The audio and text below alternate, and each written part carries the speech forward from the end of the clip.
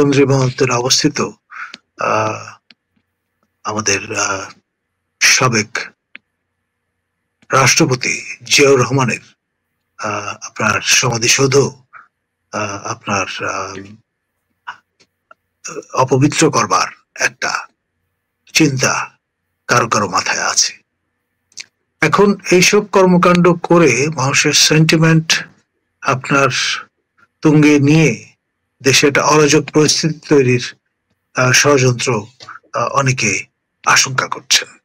এখন ধরুন এই যে আমাদের আইনের অধ্যাপক সাবেক আপনার মানবাধিকার কমিশনের চেয়ারম্যান বিলিয়ার পরিচালক প্রফেসর ডক্টর মিজানুর রহমানকে এক সপ্তাহ একটা হুমকি দেওয়া হয়েছে মব করবার। তো এইভাবে একের পর এক আপনার যে চিন্তা, অপচিন্তা এবং অপচেষ্টা তা ক্রমে ক্রমে সংহত হচ্ছে এবং -1 আওয়ামী লীগ, -2 জাতীয় পার্টি, -3 আপনার বিএনপি এবং ফাইনাল টার্গেট প্রকাশ্য রাজনীতি করা দল জামাতে ইসলামের উপরও আপনার খড়গহস্ত নেমে আসতে পারে। এখন পলিসিটা হচ্ছে অনেকটা set A thief to catch a thief, একজনকে দিয়ে আরেকজনকে ধরা। পরবর্তীতে যখন কেউ থাকবে না তখন সর্বশেষ আপনার প্রকাশ্য রাজনীতি করেন এমন স্টেক হোল্ডার অর্থাৎ জামাত ইসলামকে আপনার সাইডলাইন করে ফেলা, এরকম একটা চিন্তা নিয়ে অদৃশ্য শক্তি আপনার সক্রিয় হয়েছে এবং দেশব্যাপী নানান রকমের অস্থিতিশীলতার মতো পরিস্থিতি তৈরির চেষ্টা চলছে। স্যার, আপনি অদৃশ্য শক্তির কথা বলছেন। অদৃশ্য শক্তি পৃথিবীর সব দেশে সব জায়গাতেই থাকে, সেইগুলো মোকাবেলা করেই সরকারগুলো আসলে টিকে থাকে। তো এই অদৃশ্য শক্তি মোকাবেলা করতে শেষ পর্যন্ত আওয়ামী লীগ ব্যর্থ হয়েছে। এখন যে অদৃশ্য শক্তি, সেটি সঙ্গে ডক্টর ইউনূস সরকারের বিরোধ কোথায়?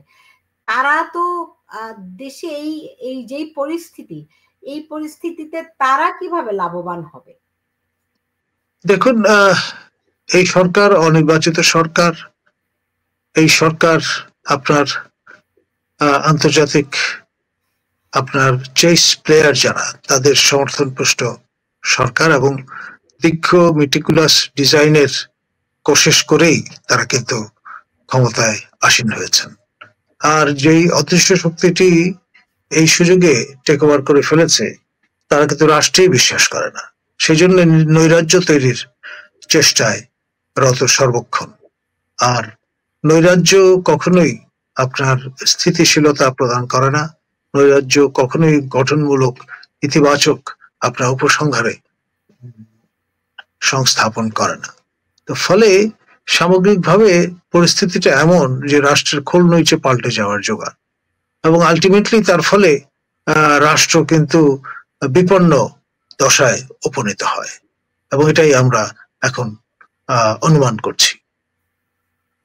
জি, আমরা স্যার শুরু থেকে কিন্তু বলছিলাম যে এর পেছনে 3টা 4টা মানে মানে আপনি যে বলছেন না যে একজনকে দিয়ে আরেকজনকে ঘায়েল করা, হ্যাঁ, সো আমরা দেখলাম আওয়ামী লীগকে ঘায়েল করা হলো, জাতীয় পার্টিকে ঘায়েল করা হলো, এখন বিএনপিকে ঘায়েল করা হচ্ছে, তারপরে আপনি বলছেন যে জামাতকেও ঘায়েল করা হবে। তো আলটিমেটলি কি হিজবুতিরাই টিকে থাকবে? এটাই যারা রাষ্ট্রে বিশ্বাসী নয়, যারা আপনার পেছনের দরজা দিয়ে ক্ষমতায় আসতে চায়, তারা একটা মৌরসি পাট্টা কিংবা চিরস্থায়ী বন্দোবস্তের চিন্তা নিয়ে অগ্রসর হচ্ছে, স্লোলি বাট শিওরলি। এখন এনসিপি কোন পক্ষে আছে বলে আপনি মনে করছেন?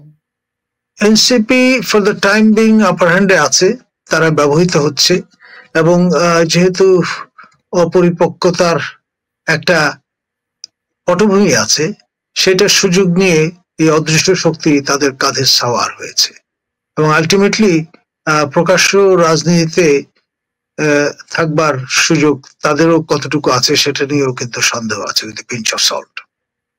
তাদের কি আসলে রাজনীতিতে থাকার কোনো পরিকল্পনা আছে? আদৌ আছে?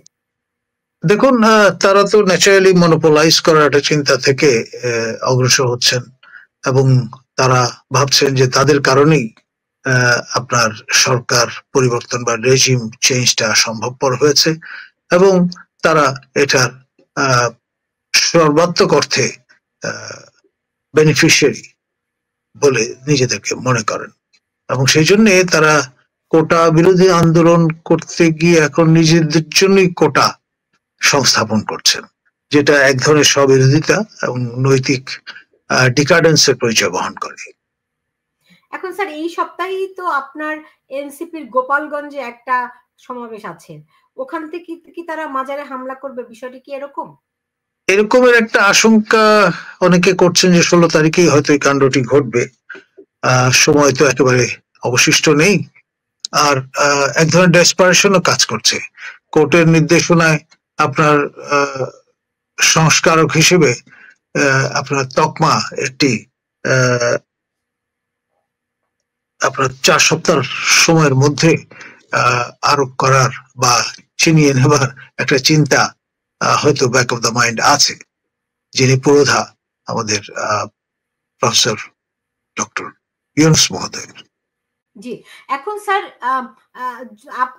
আপনি সংস্কারক হিসেবে ডক্টর মোহাম্মদ ইউনুসের কথা বলছেন, যেটি হাইকোর্টে এরই মধ্যে শুনানি হচ্ছে, হ্যাঁ, কিন্তু আপনার এর মধ্যে কি জুলাই ঘোষণা প্রস্তুত হয়ে যাবে বলে আপনি মনে করছেন?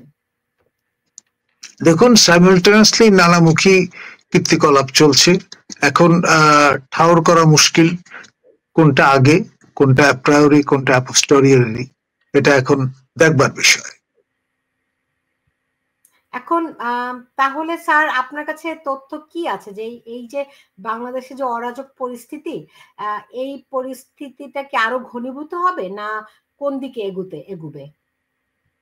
এটি আরো ঘনীভূত হওয়ার আশঙ্কাই বিদ্যমান, কারণ হচ্ছে ওই যে একটা কথা আছে না, একে একে সব নিবিচ্ছে দেউটি, সেরকম একটি অবস্থায় আমরা পড়ে গেছি। তো সেক্ষেত্রে একটু বিস্তারিত যদি বলতেন স্যার। আমি যেটি বলবো সেটি হচ্ছে আপনার দেশব্যাপী এই আপনার পদযাত্রা, তারপরে মোবিলাইজেশনের কাজ চলছে নবগঠিত দলটির পক্ষ থেকে। তাদের সঙ্গে আপনার যারা কাঁধে কাঁধ মিলিয়ে শোল্ডার আপ করছেন, তাদের অনেকেই মৌলবাদী বলে চিহ্নিত করছেন, এবং আপনার সম্প্রতি যে মৌলবাদের অর্থনীতি বিশেষজ্ঞ যিনি প্রফেসর আবুল বারকাত, তাকে আটক করার মতো ঘটনাও ঘটেছে। অর্থাৎ কোন রকমের বিপদের আশঙ্কা যাদের পক্ষ থেকে আছে তাদের আপনার স্পেয়ার করা হচ্ছে না।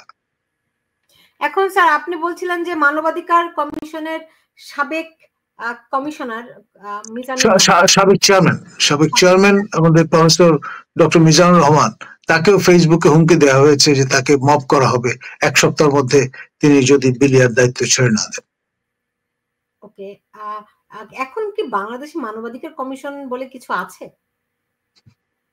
আসলে এটা এক ধরনের মিসনোমার বলা যেতে পারে। না, আসলে আছে কি মানবাধিকার কমিশন একটা ছিল, যে রহমানকে আমি পেয়েছিলাম, কিন্তু এখনো কি বাংলাদেশে কোনো মানবাধিকার কমিশন কি আছে?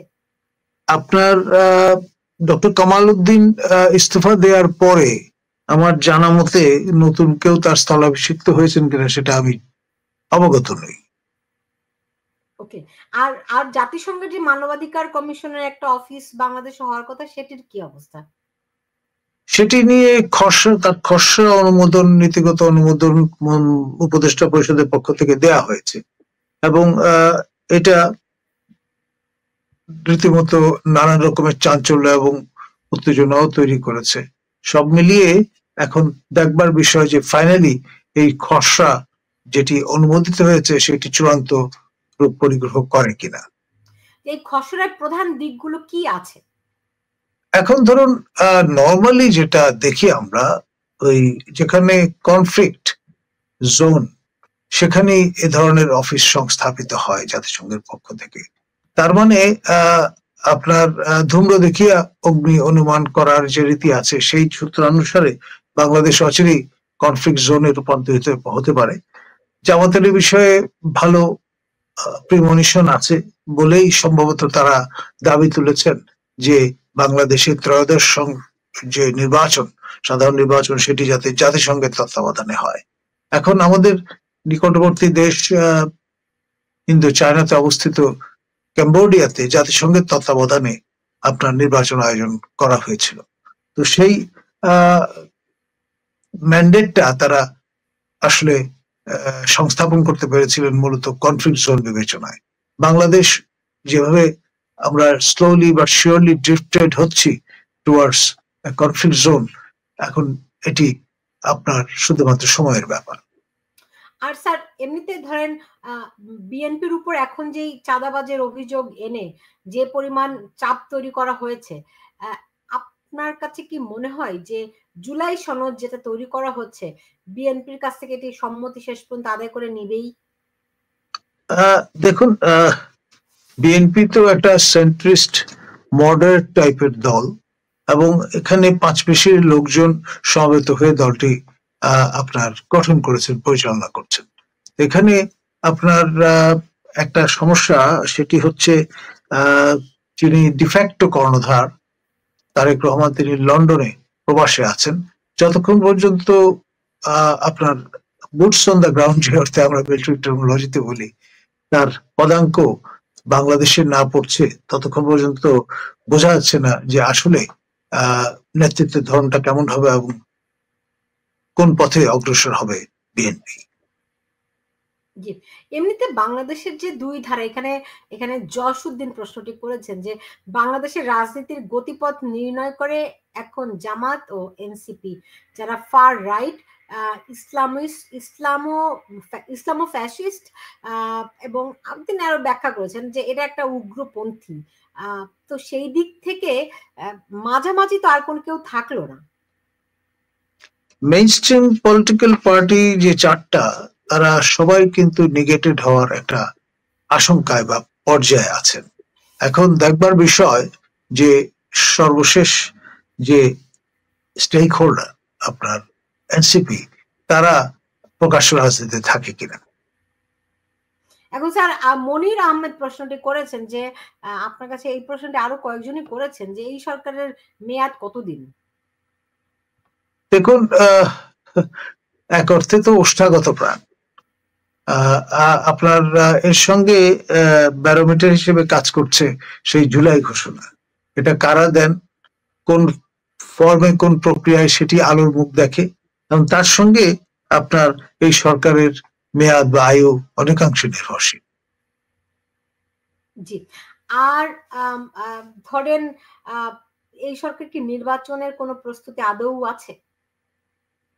আমার তো মনে হয় দে আর sort of treating election as kind of chimera. তারা চেস করছেন, সবাই মিলে চেস করছে, কিন্তু এটা মরু বিভ্রমের মতো ক্রমেই দূরে সরে যাচ্ছে।